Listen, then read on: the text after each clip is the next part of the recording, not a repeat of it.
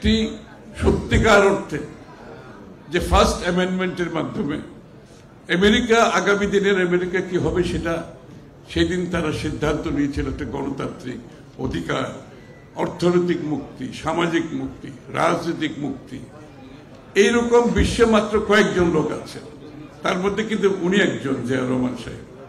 এই কথাটা বললে না, অনেকে বলে না, উনি শুধু রাজনীতিবিদ ছিলেন না, উনি একজন জেনারেল, সফল সৈনিক, যিনি মুক্তিযুদ্ধে নিজে যুদ্ধ করেছেন। He is a general. উনি একজন স্টেটসম্যান, উনি একজন রিফর্মার, উনি একজন প্যাট্রিয়ট। এই সব গুণাবলী নিয়ে কেউ রাজনীতি কোনোদিন করেননি। রাজনীতিবিদরা রাজনীতি করেছে, আর্মি যুদ্ধ করেছে, সমাজকর্মীরা সমাজকর্ম করেছে। জিয়া রহমান সাহেব কিন্তু সবকিছুর একটা সম্মিলন ঘটিয়েছেন, যেটা কিন্তু বিশ্বের এই জিনিসটা কিন্তু আমরা ওনাকে কোনোদিনও, এই ক্যারেক্টারটা কিন্তু আমরা বলি না।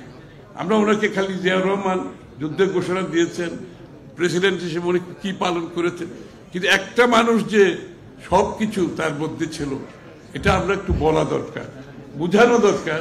ওনার সাথে বাংলাদেশের অন্য নেতাদের যে বিশাল ব্যবধান, এই ব্যবধানটা কিন্তু এখানে।